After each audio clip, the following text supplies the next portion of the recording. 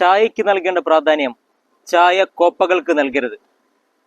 ഒരിക്കല് തങ്ങളെ പ്രൈമറി സ്കൂളിൽ പഠിപ്പിച്ച ഒരു അധ്യാപകനെ കാണാനായിട്ട് ഒരു കൂട്ടം വിദ്യാർത്ഥികൾ അദ്ദേഹത്തിന്റെ വീട്ടിലേക്ക് എത്തി. അദ്ദേഹം ഒത്തിരി സന്തോഷവാനായിരുന്നു. തന്റെ കുട്ടികളെ കണ്ടപ്പോൾ അദ്ദേഹത്തിന്റെ സന്തോഷം കൂടുതൽ ഇരട്ടിയായി. അദ്ദേഹത്തിന്റെ സന്തോഷം കണ്ടപ്പോൾ അദ്ദേഹത്തിന്റെ പൂർവ്വ വിദ്യാർത്ഥികൾ ഇങ്ങനെ ചോദിച്ചു, സാർ എങ്ങനെയാണ് ഇത്രയും സന്തോഷവാനായിരിക്കുന്നത്? പ്രായത്തിൻ്റെതായ ഒരുപാട് ബുദ്ധിമുട്ടുകളെങ്കിലും സാർ ഒത്തിരി സന്തോഷവാനാണ്.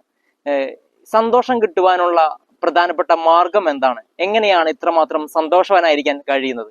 ഉടനെ തന്നെ അദ്ദേഹം അടുക്കളയിൽ പോയി, നിങ്ങളൊന്ന് വെയിറ്റ് ചെയ്യ്, ഞാൻ നിങ്ങൾക്കുള്ള ചായ എടുത്തിട്ട് വരാമെന്ന് പറഞ്ഞ അദ്ദേഹം അടുക്കളയിലേക്ക് പോയി. എന്നിട്ട് അവർക്കുള്ള ചായയുമായി വന്നു.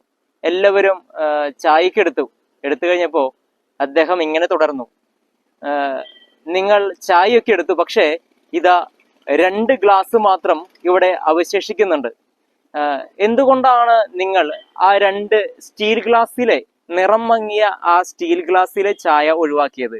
നിങ്ങൾ എല്ലാവരും തെരഞ്ഞെടുത്തത് നല്ല നിറങ്ങളൊക്കെ ഉള്ള, ഒപ്പം തന്നെ വർണ്ണങ്ങൾ ചാർത്തിയ പൊട്ടുന്ന നല്ല വസ്തിപാത്രങ്ങളും കാര്യങ്ങളൊക്കെ നിങ്ങൾ തിരഞ്ഞെടുത്തത്. എന്തുകൊണ്ടാണ് നിങ്ങൾ മനോഹരമായ കപ്പുകൾ തിരഞ്ഞെടുത്തത്? ഞാൻ സ്റ്റീൽ ഗ്ലാസ്സിലും മറ്റുള്ള ഗ്ലാസ്സിലും ഒഴിച്ചത് ഒരേ ചായയല്ലേ?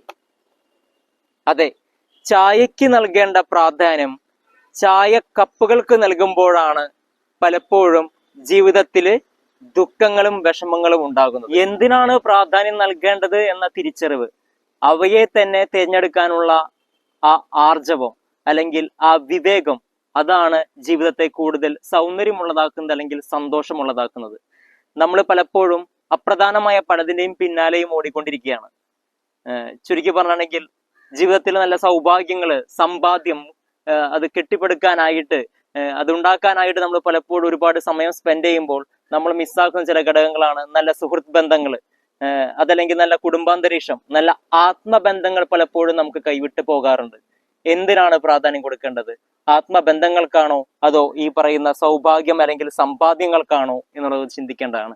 അതുകൊണ്ടാണ് ഞാൻ നേരത്തെ പറഞ്ഞത്, ചായക്ക് വേണ്ടിയായിരിക്കണം കപ്പുകൾ, അല്ലാതെ കപ്പുകൾക്ക് വേണ്ടിയായിരിക്കരുത് ചായ. എല്ലാവർക്കും ഒരു ശുഭദിനം നേരുന്നു. നന്ദി.